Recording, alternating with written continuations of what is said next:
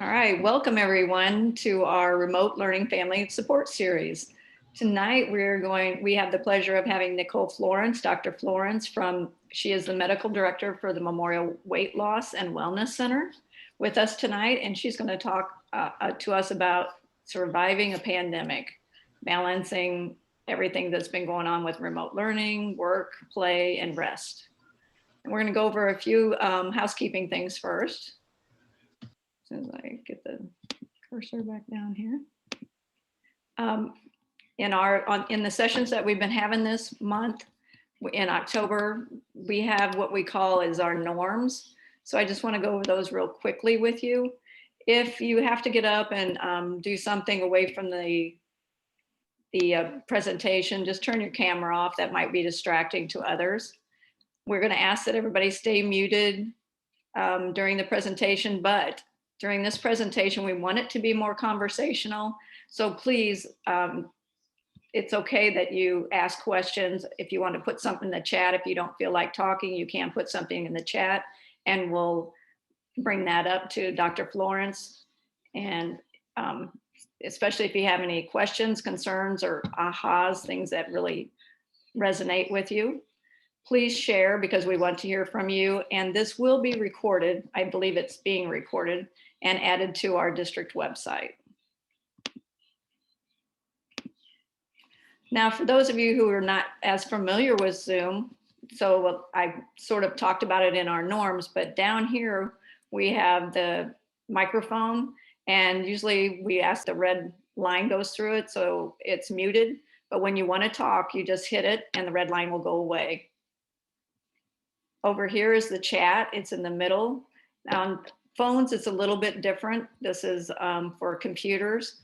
But if you want to do the chat, just push that and a box will come up on the side of your screen and you can put a question or anything you would like in there.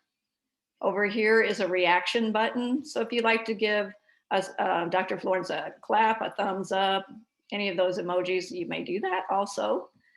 So if you have any questions though, just ask us as we get going. Anybody have any questions about Zoom before we start?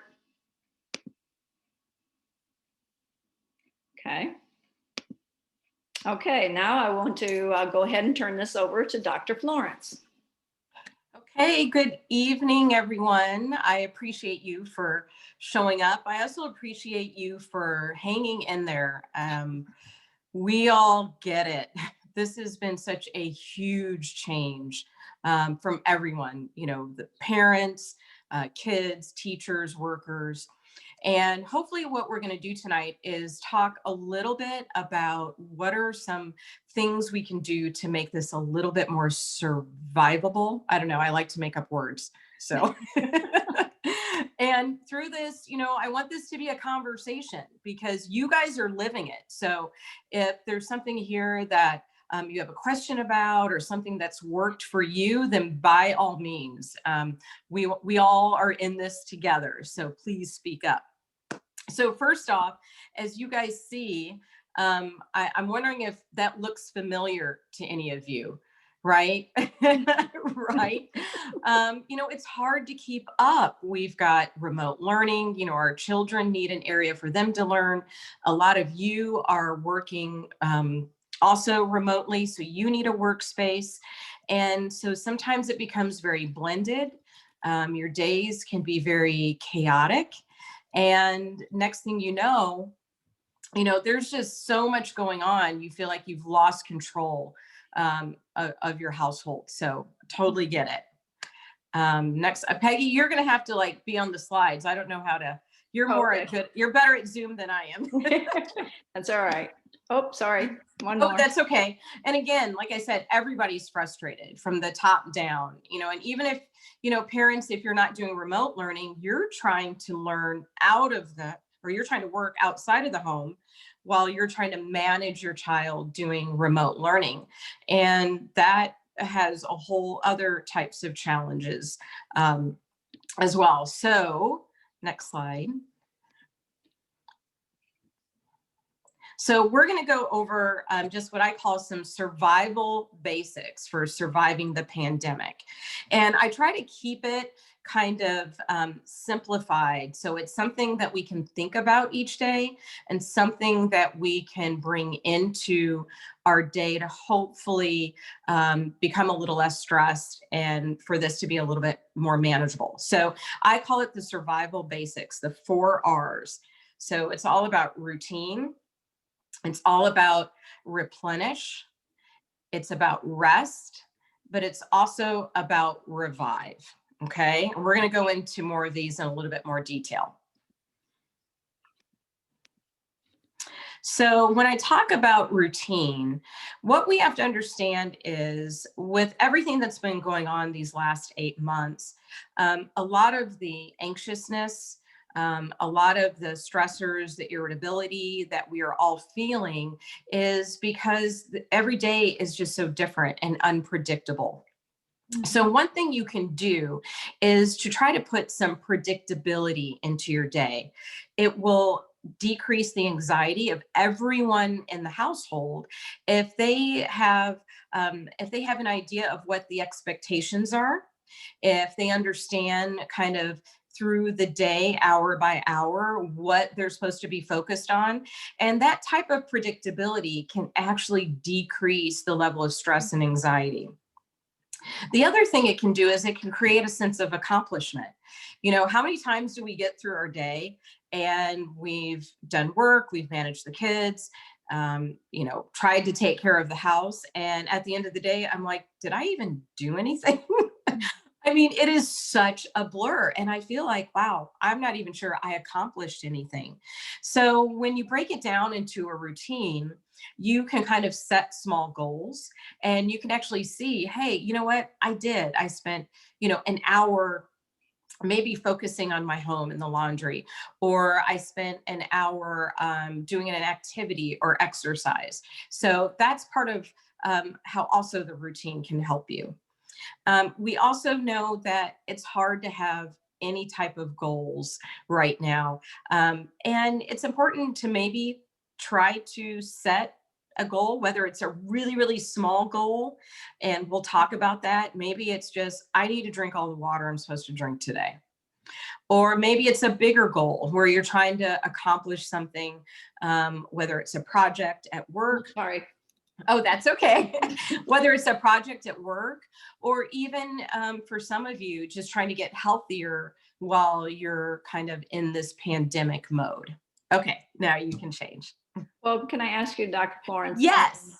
The routine part, that's the hard part for me because I think I keep waiting for things to go back to normal. Mm-hmm. So, So, Peggy, what I would say to you is make your own normal. Right? Yeah. Because this is what happens. We're kind of waiting. I get it. You know, the school kind of has, you know, you guys are kind of in limbo. Work has different expectations. So I think it's important to set your own normal for your day. And at the end of this, I'm going to have some slides about schedules, but it may be just as simple as what I need to do today for me is I'm going to get up at a certain time. I'm going to make sure I have my quiet time. I'm going to go for a walk. I'm going to exercise, things that you have control over, right? Because what happens is we are relying a lot on other support systems to supply that for us. But I think it's really important for us to kind of focus on the things that we have control over. Okay, thank you. Mm-hmm. So what do I mean by replenish? Now, you know, we always forget that our body and our brain needs fuel and energy in order to work most efficiently. And part of that is we need to eat routinely. We need to have plenty of water. So part of the things that you may have control over your day is how you replenish your body and your brain. And, you know, I know there's a lot of stuff out there about different diets and intermittent fasting and blah, blah, blah. I'll be honest, especially for those kiddos, they need fuel more consistently. They need routine breakfast. They need routine lunch. sometimes a snack in between and a good dinner. And so kind of part of that structure or routine is maybe even setting those times where this is going to be breakfast, this is going to be our snack time. And even planning some of those snacks can be helpful, because what happens is if we don't fuel our body, what happens? We get really, really hungry, Yeah. and we make impulsive choices, and we tend to grab for things that probably aren't the healthiest choice. So, maybe having that snack about 3:30 or 4, which might be a little bit of fruit, yogurt, cheese, crackers, half a peanut butter sandwich, will keep you from, when it comes dinner time, everybody's tired, everybody's hungry. Hey, let's just order out. Or let's grab maybe something that's a little less healthy. So scheduling time in. Oh, I see that, Gail. Yeah, you do call it hangry. Exactly. So scheduling routine snacks and meals and water is really going to help you feel better, and it's going to give you more energy. And we think about even the water that we drink. A lot of times with what I do, part of wellness, I get really surprised how much we don't even hydrate our bodies. Mhm. And for most people, we need at least 60 ounces of water a day, Wow. at least. And so one of the challenges that we have is for folks to kind of improve their water intake, at least for 3 days, and see how much better they feel. A lot of times when we're groggy, we're foggy, sometimes our brain is telling us it's dry and it's hungry. And so instead of reaching for that caffeine or that energy drink, if you drank a big glass of water and had a little bit of a snack, you might be surprised how much better that makes you feel. Okay. So just remember to replenish your body, replenish your brain all through the day with food and with water. And that's part of that routine that we talked about as well. Okay, so let's talk about rest. Yeah. Yeah. That's Let's do the that. hard one. I know. I always get the eye rolls on this one, like, really? How am I going to rest? Mhm. But this is what we have to remember. Even the devices and the computers we use, what happens? They need to mode down. They need to reboot. They need to, get updates so it works efficiently. Our brain works in the same manner. And if we're not getting proper rest, then the next day, all those brain chemicals that help us feel good, all of those hormones that encourage us to eat healthy or not so healthy, our metabolism, all of that is run by all these hormones and chemicals that are kind of reset when we have a good night's sleep. So if you want to feel better, right, the next day, having a restful sleep is really important. And part of that is having a good bedtime hygiene. Okay, what do we mean by that? It's really important for you to say, this is my bedtime. And 20 to 30 minutes before you go to bed, we encourage you to turn off your devices. All of these beautiful computer screens and phones have these little blue LED lights that tell our brain to stay awake. So if you're looking at these devices, even if you're reading maybe a book on an iPad, it may prevent you from going through those natural stages of relaxing so you can have a restful sleep. So turning your devices off 20 to 30 minutes prior, maybe even doing a routine that's relaxing. For some people, it's deep breathing. For others, it might be yoga poses. Some will, I know I have some people that will put lavender, like a scented candle, or drink some sleepy time chamomile tea. But when you have that consistent routine, it tells your body and your brain it's time to unwind, it's time to relax and start getting yourself to sleep. So that's important not only for the adults, but it's also important for our kiddos. So it might be something that you try to put in practice as you try to improve some of your routines and schedules. The other thing you can do, and it's really hard because, right, we're all working remotely. I'm working remotely these 2 weeks. And so I'm more in front of a computer screen than I am a person.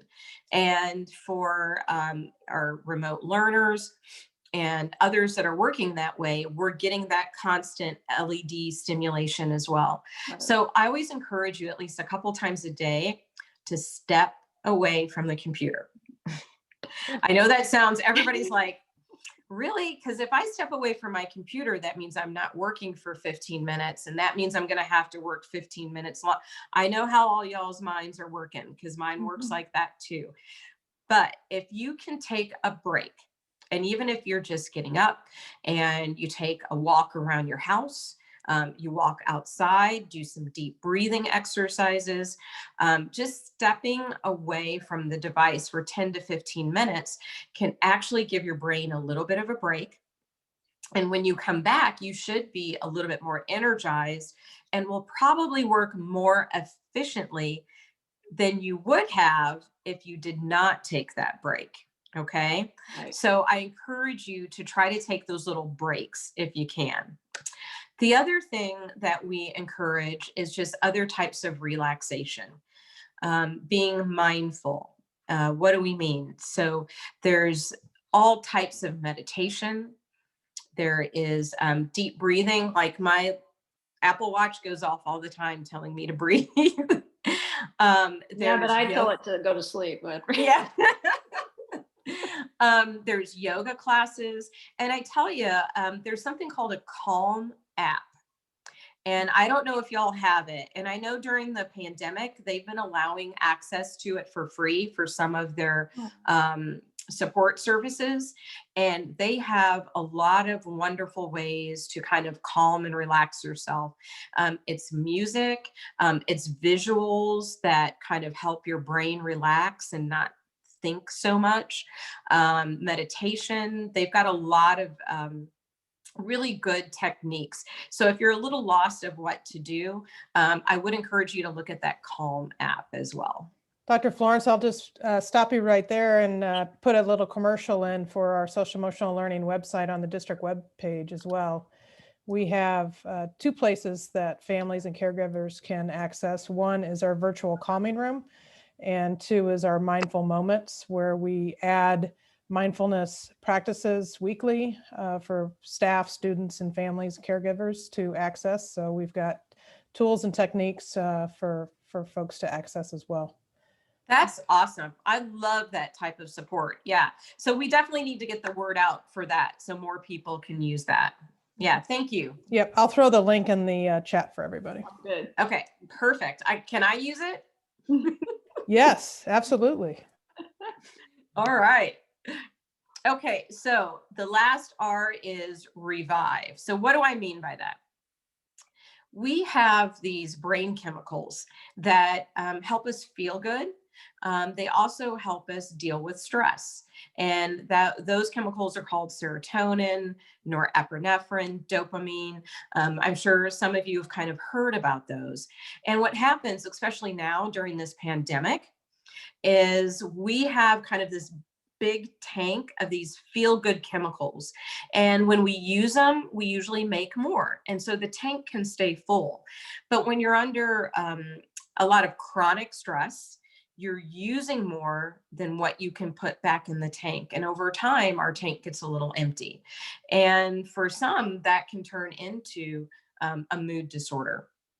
And it can turn into depression, anxiety, which can have so many different forms. For some, it might be irritability, agitation, poor sleep, not eating correctly. And so we need to really keep that feel good tank as full as we can. And part of the way that we do that is we have fun. We do things that we enjoy. And when we stimulate that system, we enhance those chemicals. And I think what's been hard during this pandemic is the chronic level of stress. We have so many expectations throughout the day that we have forgotten to allow ourselves to kind of revive and be joyful and have some fun and laugh and smile. I don't know how many times I'll talk to a family about their day, you know, even some of my coworkers, and throughout the day, there was no time where they actually just laughed or smiled or had fun. And so I think it's really important to make that a part of your day every single day. And it's going to be different for each family. For some of you, it might be, you know what, we enjoy card games. We enjoy going for walks together. We enjoy, you know, just laughing and singing and dancing. And it's really important to schedule that in, even if it's just 15 minutes a day. And the other thing I will say about this, because I know I was, well, I'm still a parent, but when my kids were younger, the first thing I would do is, you didn't do your chores, or you didn't do this, so you don't get to have fun today. So I understand that kind of reinforcement of behavior, but my hope is that we can still allow a little bit more fun every day. So that way that child or that parent can still connect without talking about school and work and all maybe the negative things that are going on, that we can reconnect with some happiness and laughing and joy. So I really want all of you to try to figure out, how can we feel good every day, even if it's just for 15 minutes a day. Right. Okay. I wonder if people could put some of the ways they do that in the chat for us, or they can take the mute off of your microphone and you can share that if you'd like, anybody in the room. Yeah, let's try the mute, because I think the chat just allows them to talk to me for some reason. Okay. Yeah. All right. Oh, so would anybody like to share how they revive during the day? I will. My name is Tara. So on my lunch hour, whatever, I usually will sit and watch something funny on TV, go on Netflix and find something. And lately it's been Girlfriends. I've been watching Girlfriends. So on my lunch, I'll grab my lunch, and then I'll just sit and watch something funny that makes me laugh on TV. That's good. That's good. That's good. Anybody else? I know I had the walkings on there. My husband and I try and walk twice a day. But Exactly. And, you know, and that's what's important, because part of that activity and that movement and that exercise, those are things that naturally enhance those brain chemicals as well. So even going on a daily walk for 15 minutes, it can be part of your revive, right? Or any type of exercise. oh, Victoria, I'm still new at the Zoom, so you're good. no, like I do in-home healthcare, so like sometimes like I'll just go outside for a little bit and like watch the cars, Oh yeah. or just watch, you know, if anybody's out walking or anything, take some fresh air. That's great. Yeah, because you have to remember those are things that you have control over, right? As much as we have all these restrictions during the pandemic, you can still go to a park. You can still walk outside. You can still, like she said, laugh at a funny video or a joke or dance. There's so many things that you can still do that will kind of bring a little bit more joy and happiness and get those brain chemicals, you know, recharged. It's really important to do that every day. All right, so we talked about the 4 R's, and one thing you need to do is we need to figure out, how do we put that in practice? Yeah. Okay. And a lot of it is making maybe a routine or schedule. You might even have to set some alarms or reminders through your day. Have an alarm that says, hey, have you drank your water today? Aren't you due? Have you had a snack? You can schedule yourself in your calendar. Many of us have calendars on our smartphones or on our devices, and it could be, hey, I'm up at this time. I have breakfast at this time. My joyful reviving time is 5:30 to 6:30. You can make yourself a little schedule, because I think it'll help you be accountable. And then as you set small goals, I think it'll help you focus on those and reach those goals. You might even think about, as a family, what's a goal that we can work on together? Maybe it's, we are going to do a water challenge where we're going to be really good about drinking our 60 ounces a day. Are we going to do a steps challenge? Are we going to, there's many challenges, you can do. I've seen people do, challenges with push-ups. I've seen people do wall sit challenges, or just a lot of different things that you can do, just so you're working together as a family. You can even put a big puzzle on the table. You would be surprised at what working on a puzzle together can do for a family. Because you're working together and as a team, and it's good family time. There's no devices. So I want you to think of something that you guys can do together that you have control over, and you can support each other as a family. But you also want to reward yourself as a family, right? And when you reach that goal, think about some great ways that you can do that. So you might have to be, a little creative. You might have to be where we're going to go for a hike at, Lincoln Memorial Gardens, or we're going to go, try to stream a movie that we've been, waiting to see. We're going to have a movie night, or we're going to have a camp out in the backyard, or a picnic dinner, just something that's a little bit different for you to kind of reward each other as a family.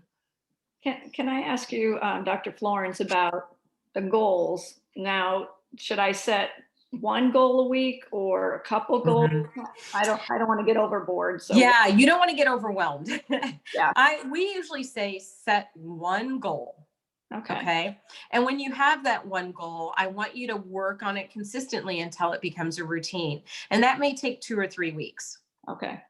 So it might be, my first goal is to have a set schedule, and let's try to stick to it. And then once you do that, it might be, hey, let's work on our water. Let's do a water challenge this week. And then maybe after everybody does that, then let's pick another one. So I would caution you with working on 3 or 4 goals. I think you'll be less likely to be successful, and we don't want to discourage anyone. So I think I would just pick one. Okay. I just wondered about that. How many do you do at one time? So just remember: routine, replenish, rest, and revive. Those are the 4 things that I want you guys to all concentrate on. Even if you're able to get down one of them, I'm hoping that it kind of helps you reconnect as a family, but also helps you feel that maybe you're in a little bit more control, and that things are a little bit more manageable for you. I found some great tips also, because I know it can be really difficult, and everybody can be frustrated and irritable. And I found this great one that says one word can quickly lead to another. So patience is taking 5 deep breaths when you're about to shout. Because I know how that is at the end of your day, and everybody's agitated, and all of a sudden it just escalates, and it can be very difficult to de-escalate. So it's okay to give yourself a timeout, even if it's just 5 deep breaths, or asking the other person to take a timeout. I think that's something to remember as well. This is my favorite. Laughing out loud will always beat shouting out loud. And it goes back to, like I said, that theme about being joyful and even kind of reviving a little bit more fun and joy and happiness in that home might kind of cut down on the frustration, the irritability, and the anger. So remember, laughing out loud will always beat shouting out loud. And don't forget praise. Okay. A high five makes all the difference. You know, when you see that, you know, your child is actually doing the things that they're supposed to be doing, make sure they get that positive reinforcement. Sometimes we get stuck only telling them when they haven't done something or they've done something wrong. It's always important to reinforce that positive behavior or the positive things that they are doing every day. Even if it's like, you know what, great job. You logged on time at school. You stayed logged on. You got some of your work done. This is great. So don't forget to put out that praise for positive behavior and actions. And then last off, we at Memorial, we have an emotional support line. We know that it can be difficult. There can be stressful times.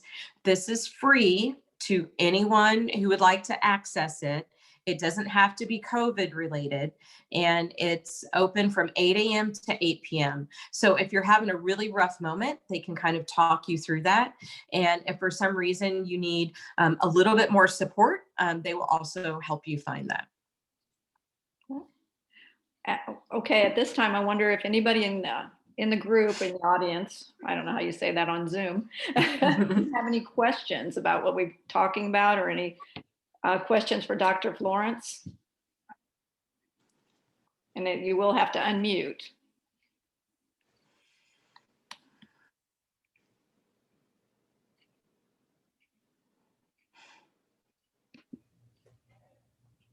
Or if you'd like to put your question in the chat, we can read it for you.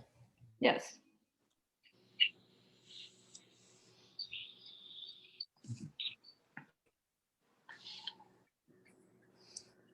And while they're doing that, Dr. Florence, one of the things I've been experiencing myself is just, it doesn't seem like there's a weekend. Seems like everything's kind of blurred together. I think the routine part will help with that. It's just, you know, working at home and being at home and working at home, and it's not like I mean, I go to work because it helps me with my routine, but I know some people can't go to work, or it's not safe to go to work. So yeah, it's very hard. You're right. Like, so for a weekend, and depending on what type of work you do, you know what I say, put a blankie over that computer. Yeah. Cover it up, right? Get back to just having your home, or if it's in an office space, don't enter the office. And for you, it might be, this is my routine today. I might stay in my jammies a little bit longer. We might decide we're not going to cook today. We're going to use paper plates and sandwiches. So it's okay to kind of have a day off. And you might have to set some boundaries for yourself in that way.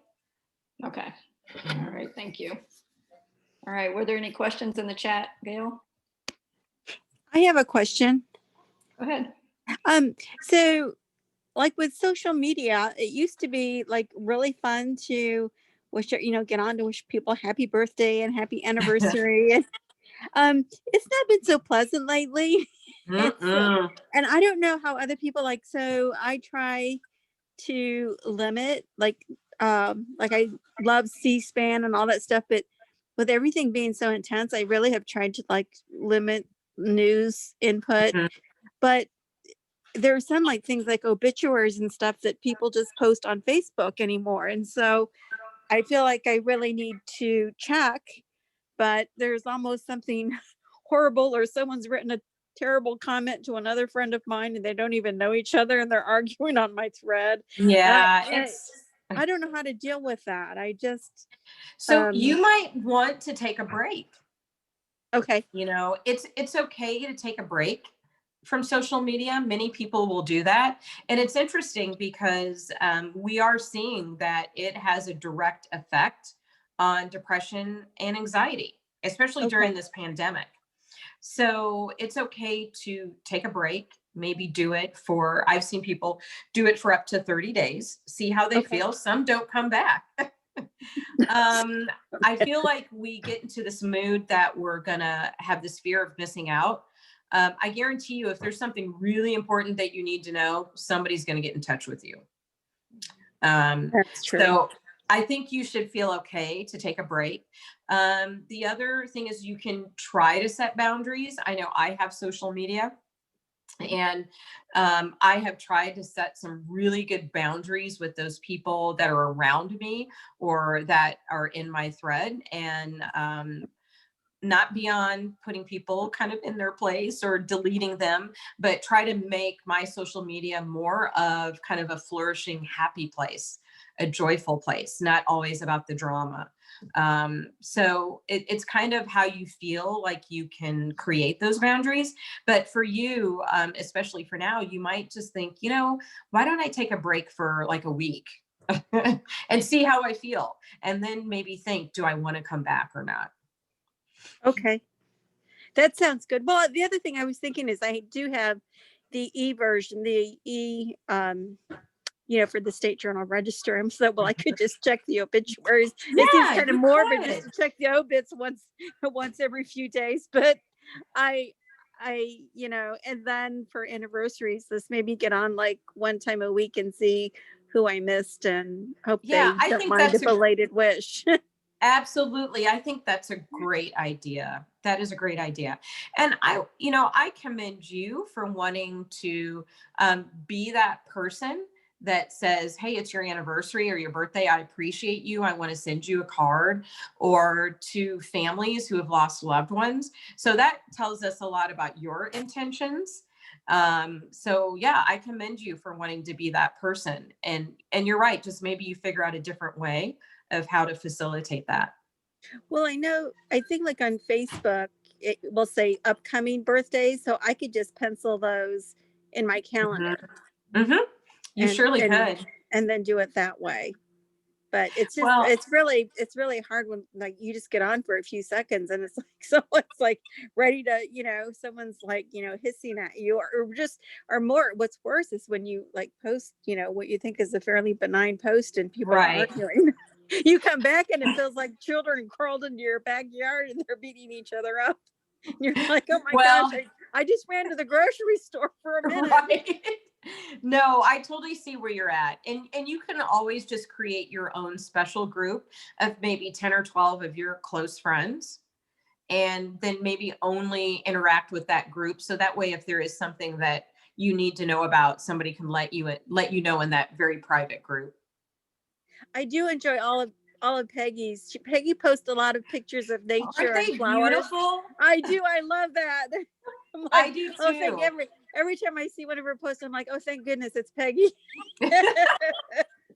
See, you. that's you. wonderful. Yeah. All right.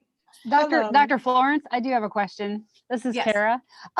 My son is a first grader, and his dad and I are both shift workers, and we both work different shifts. So this, our sleeping patterns, it's very different. So normally we'd send him to school, and then we'd try to catch some sleep during the day. So do you have any suggestions for?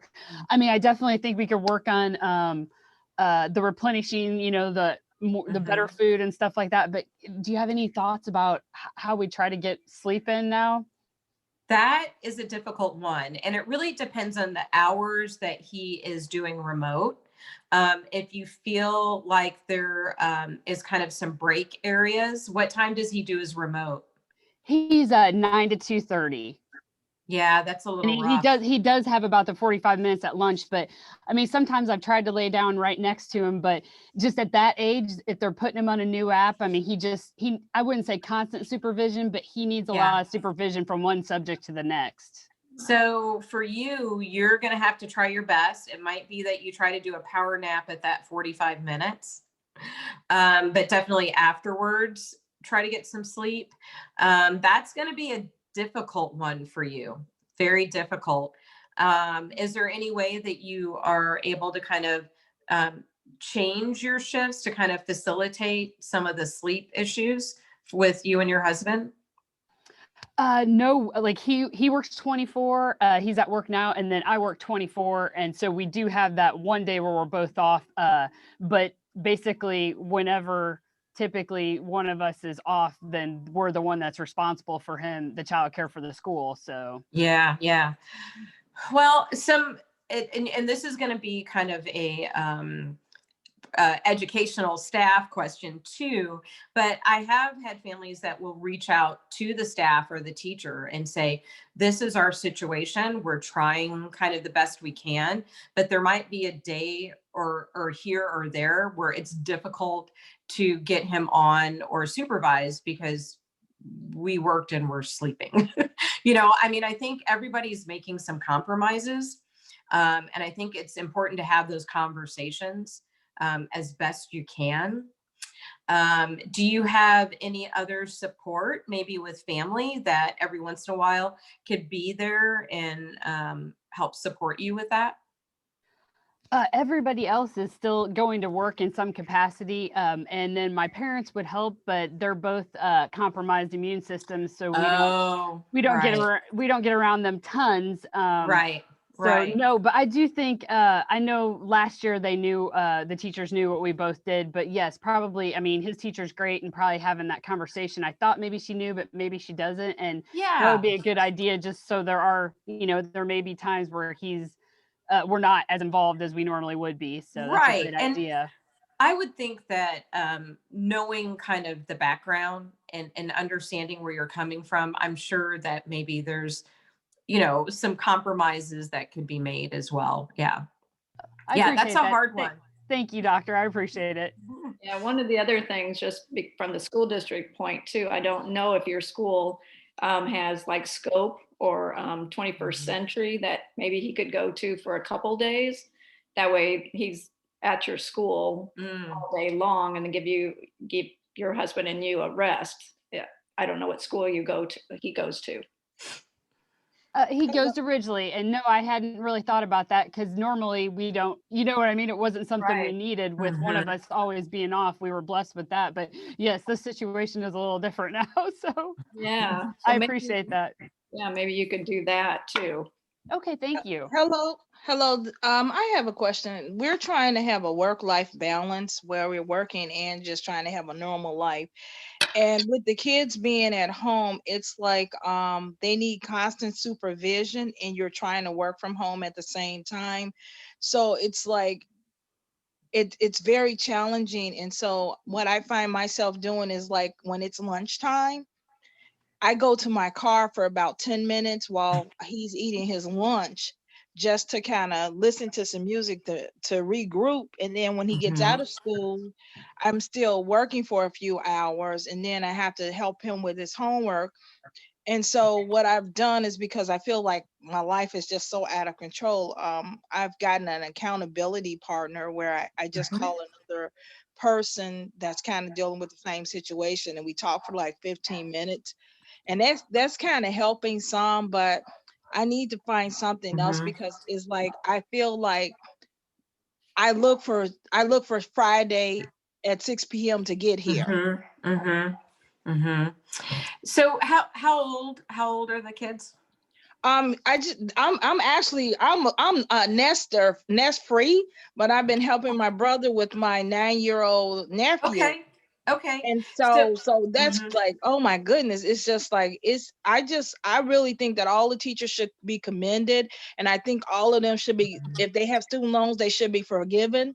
And us parents should just really just give them all the praise that we can, because it's hard for them and us that's not used to this. It's even harder as parents, trying to make sure they're on the right app, making sure they're doing their assignments, making sure they stay focused, because kids just sitting idle in a chair looking at a screen is just very, very hard. Yeah. I agree. For you, you're right. So you're just not getting much of a break. I love your idea of going out to the car though and giving yourself a break. I commend you for coming up with that. Another trick that you can use, I used to have a little egg timer for my kids, and I would turn the egg timer on and I would say, hey, I need like my mommy time.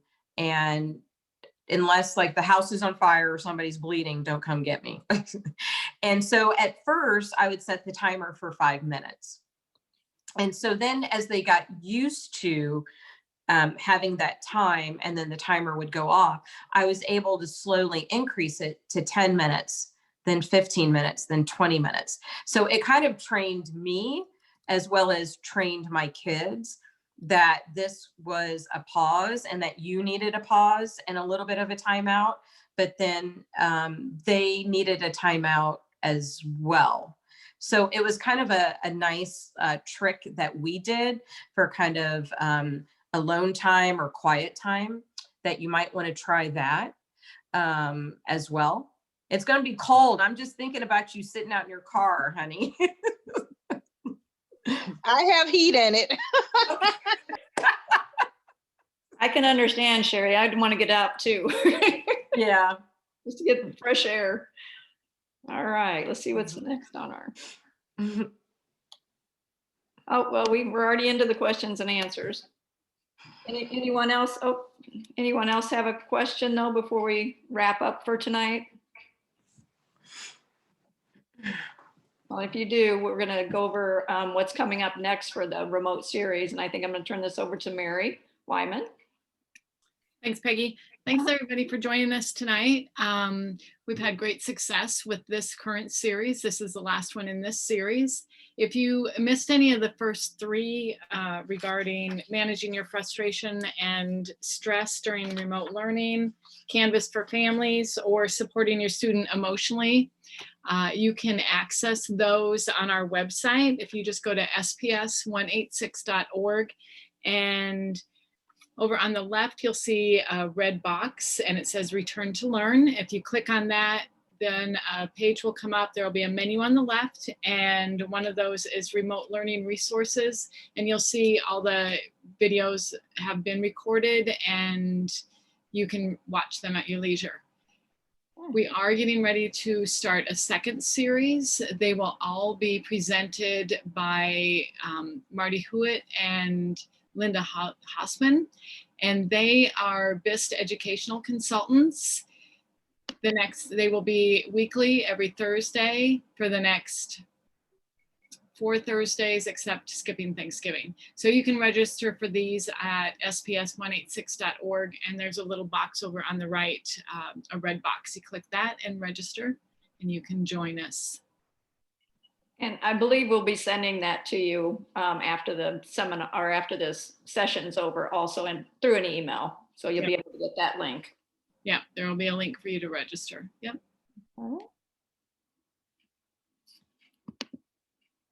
Oh, we already told you where to find the past recordings. So I want to thank Dr. Florence for being here, for sharing all these beautiful 4 R's, not the 3 R's, but the 4 R's. And the thing I think I'm going to walk away with is just making sure that I replenish. Because today was a hard day. I heard about some friends that are in the hospital with COVID, and I get a little bit overwhelmed. But when I do take a walk, I do feel a lot better.